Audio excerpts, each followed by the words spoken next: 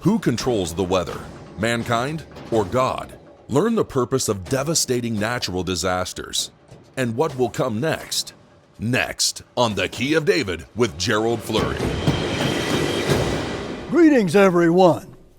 About 2 weeks ago, roughly 30 tornadoes battered the Midwest of America, and many homes were destroyed. Thousands of people were left homeless, and the last count I had, there were 88 dead, and that count was rising. 6 states were affected, but most of all, Kentucky was the hardest hit and suffered much worse than the others. At least 2/3 the dead, more than that actually, were from Kentucky. But there was one tornado that just continued for 200 miles without lifting from the earth and just about destroyed everything in its path. And that was a lot of destruction, and that happened in Kentucky. And here's what Governor Andy Beshear said about all of this, and he was visibly disturbed. He said this: "I wish I understood why we've gotten hit with the pandemic, a historic ice storm, flooding, and now the worst tornado in our history, all in a span of 19 months. Now that's quite a statement. Some people ask one evangelist, "Is God mad at us?" And he responded, "No, God is not mad at us." And he said he began to tell them, well, first of all, you need to pray. And I think our people probably have been praying for many calamities for quite some time, and they just keep on coming and even growing. How can we explain this? What is happening? Would Christ agree with that evangelist? Would the two of them agree in what they're saying?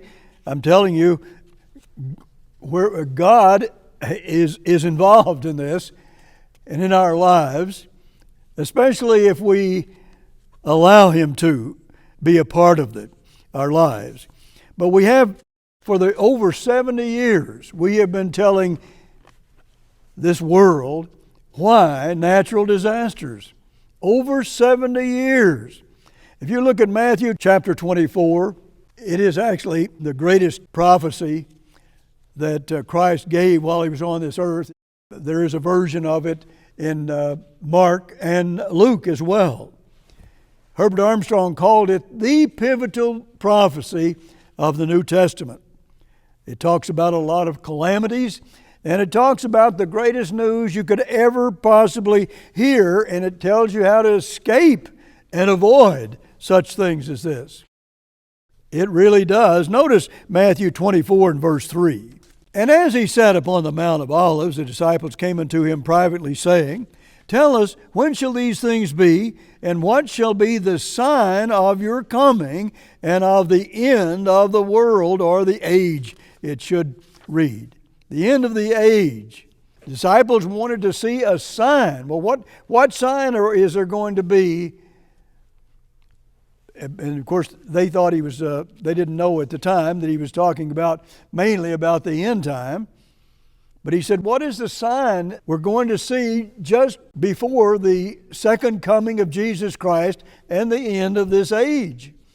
What sign is there that we can see and know that's happening? He certainly had an answer to that. What is that sign? What is it? Verses 4 and 5. "And Jesus answered and said unto them, Take heed." Now this is vital. He says you need to take heed. This is certainly somewhat of a warning. "Take heed that no man deceive you. For many shall come in my name, saying, I am Christ, and shall deceive many." Many are going to come and talk about Christ being Christ, talking about the person of Christ, but they're not talking about the message He gave. They're talking about the person. And if you look at another scripture, it says, in these Gospels, why call me Lord, Lord, and do not the things which I say? It's just all in vain if you do that. And then Mark 7 and verse 6, Christ said this, these people honor me with their lips, but their heart is far from me. So does Christ's words equal the same as what the evangelist talked about? We need to realize that Christ does have his view on all of this. So let's look now at verses 6 and 7. And you shall hear of wars and rumors of wars. See that you be not troubled. For all these things must come to pass, but the end is not yet. For nation shall rise against nation, and kingdom against kingdom, and there shall be famines and pestilences and earthquakes in different places. So you're going to have all kinds of nations going against each other, hating each other, and there will be famines, pestilences, earthquakes in different places. Strong's Concordance says that this is the definition of pestilences. It's the plagues, like the very first one the governor mentioned, the pandemic. But he said there would be plagues. What is the cause of it? The governor of Kentucky wanted to know. He'd like to know why this happened. Christ said many would be deceived, and they'd better be understanding what Christ is saying.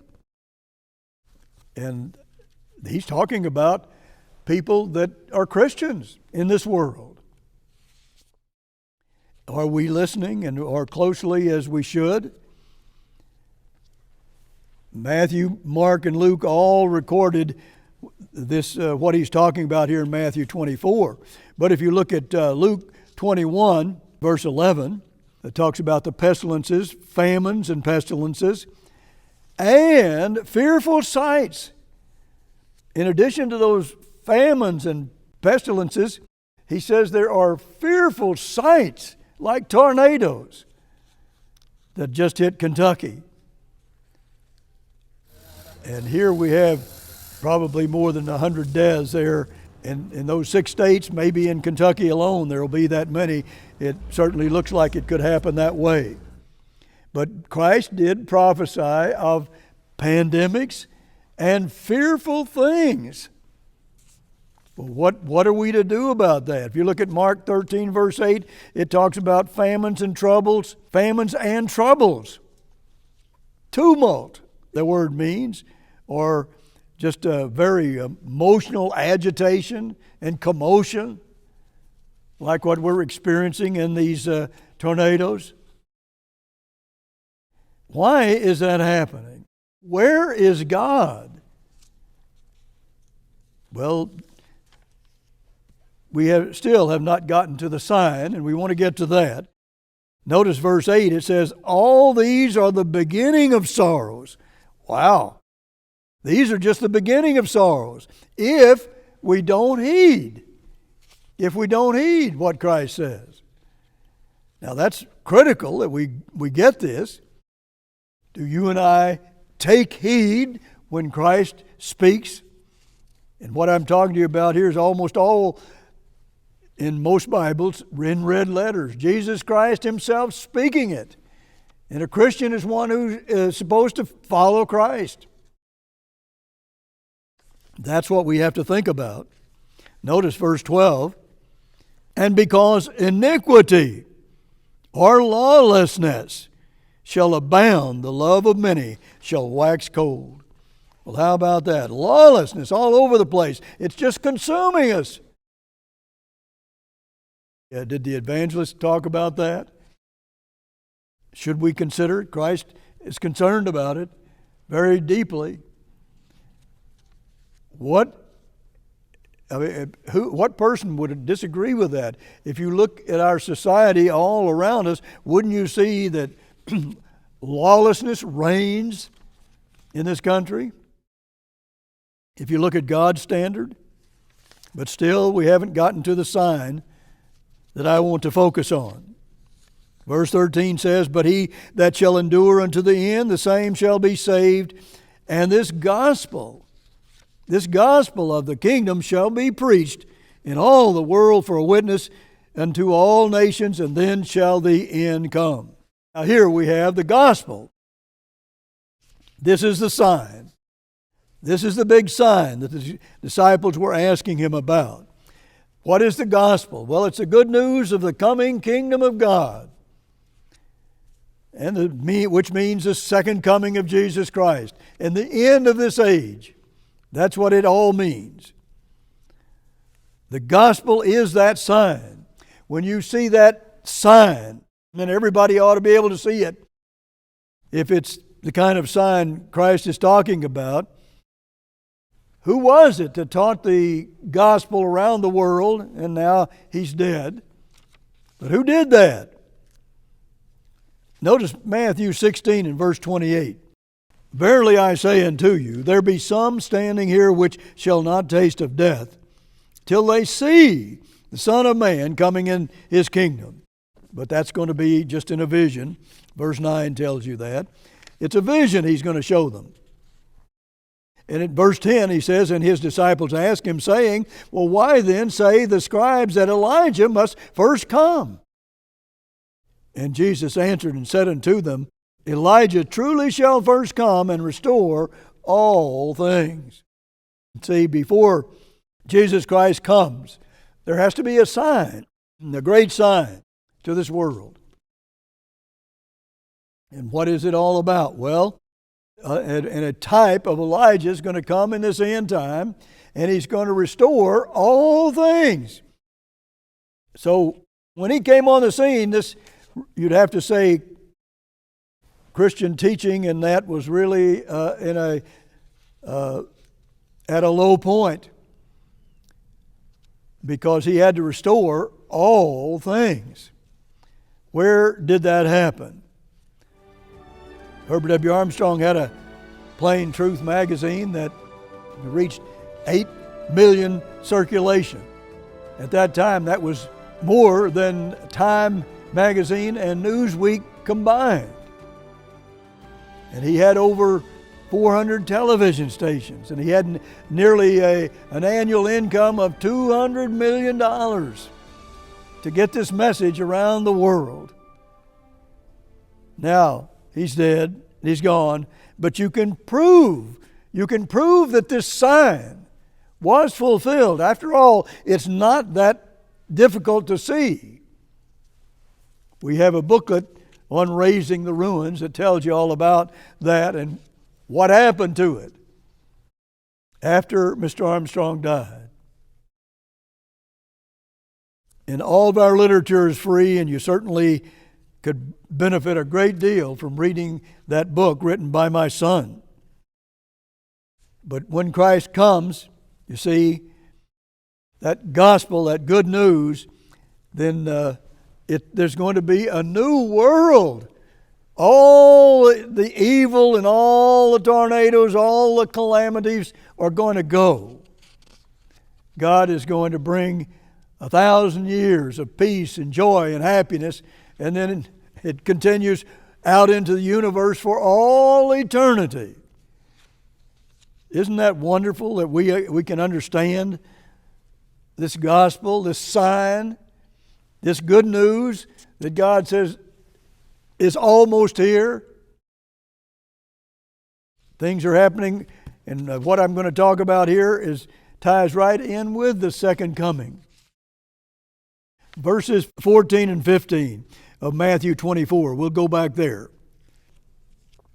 And this gospel of the kingdom shall be preached in all the world for a witness unto all nations, and then shall the end come. When you therefore shall see the abomination of desolation, you can see the abomination of desolation. What is that? Spoken of by Daniel the prophet, stand in the holy place. Whoso reads, let him understand. You have to not just read, but you have to understand this. And you can't just see it and that's enough. You have to understand.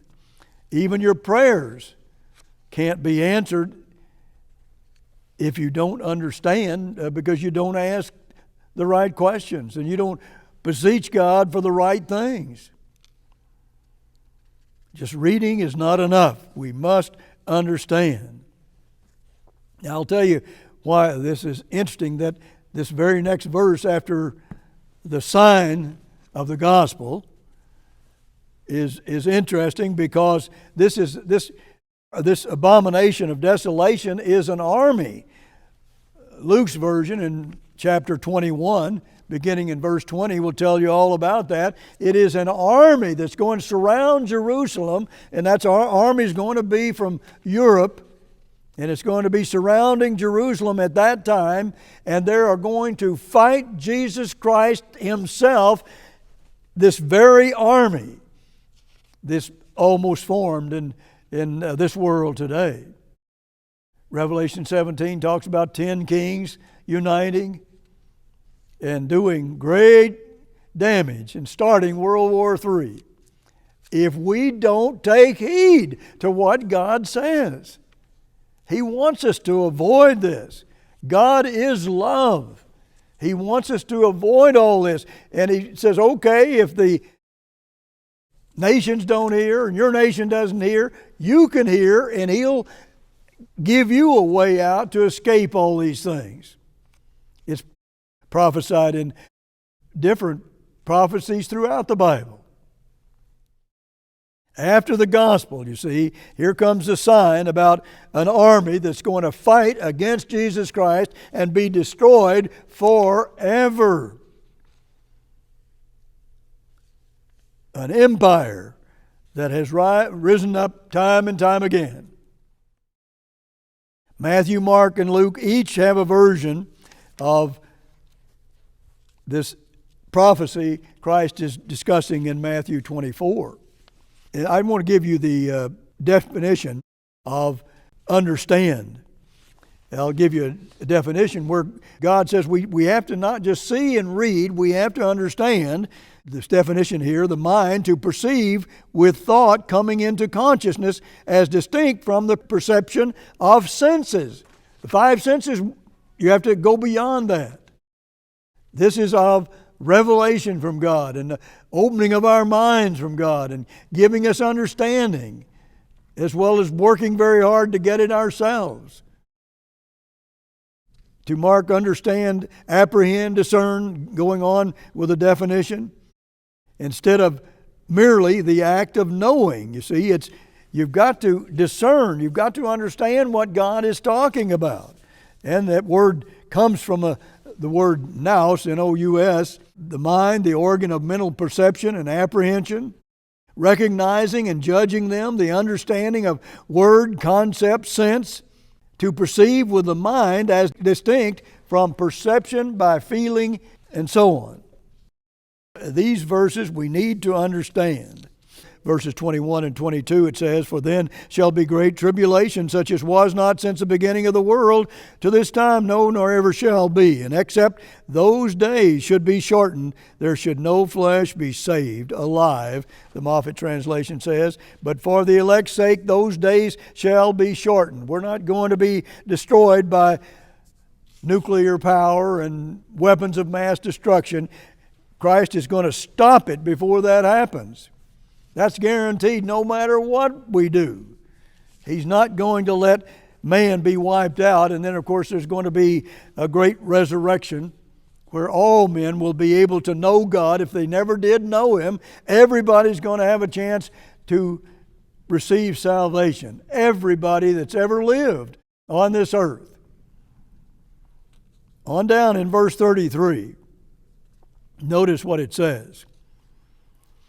"So likewise you, when you shall see all these things, know that it is near, even at the door." But you see, again, you have to have understanding to know when it's at the door.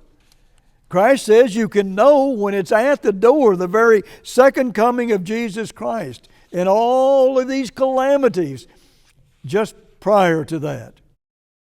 But He comes at the last trump. That last trumpet, He's going to be here. And He's going to end all this. What a beautiful, beautiful future we have. Everybody, no matter what's happening today and what happens to people in these trials and tribulations. God says we all have a beautiful future if we want it, and it lasts forever. Verse 34, verily I say unto you, this generation shall not pass till all these things be fulfilled. This very generation is going to see it happen. And that generation is certainly 2/3 gone anyhow. Then verse 37, as the days of Noah were, so shall also the coming of the Son of Man be. Talking about the coming of the Son of Man. And the gospel around the world is a sign that it's going to happen shortly. Verse 41, 2 women shall be grinding. That women are a type of churches. At the mill, the one shall be taken and the other left. In other words, one's going to be protected and the other one isn't. He has a Laodicean church in this end time, and they're not going to be protected. But he says there's another small little flock, remnant, that is going to be protected if they will help proclaim this message before the second coming of Christ. Notice what he says. Watch, therefore, for you know not what hour your Lord does come. You don't know what hour that He's coming. You're going to have to really understand more than just read and see. Go beyond that. Verse 46, blessed is that servant whom his Lord, when He comes, shall find so doing God's work, getting this message out to the world. And God says that person is His servant. That person is serving God. Then verse 47, this ought to just about knock anybody over if they really understand it.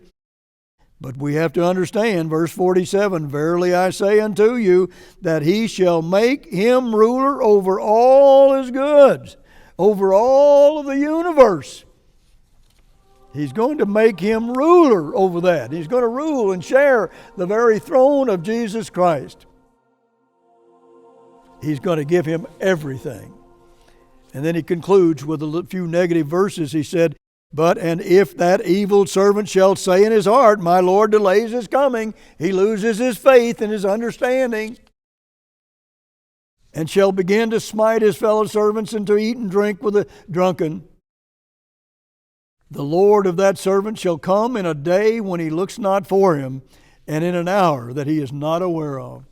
You see, if we get caught up in our own carnal desires, our own senses, 5 senses, and don't let God guide us, well then you're not going to be aware of when Jesus Christ is coming, and you won't know why all these problems are there that we're having to see. Where is God and what is God doing? He wants to give us everything, and He is going to give us everything, all things, the entire universe. Hebrews 1 and 2 tell you that. Then verse 51, and shall cut him asunder and appoint him his portion with the hypocrites. There shall be weeping and gnashing of teeth. See, there's going to be a lot of gnashing of teeth if we don't take heed and hear Christ's message that He gave on this earth, the most important message of all that He gave when He was on this earth. He wants us to have everything. God is love, and He wants to give us everything He has. Until next week, this is Gerald Flurry. Goodbye, friends.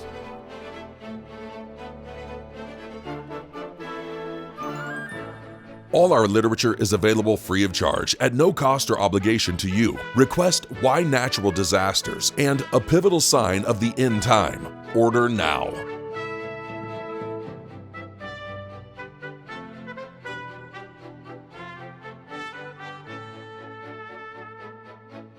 The preceding program was a paid presentation of The Key of David, brought to you by the Philadelphia Church of God.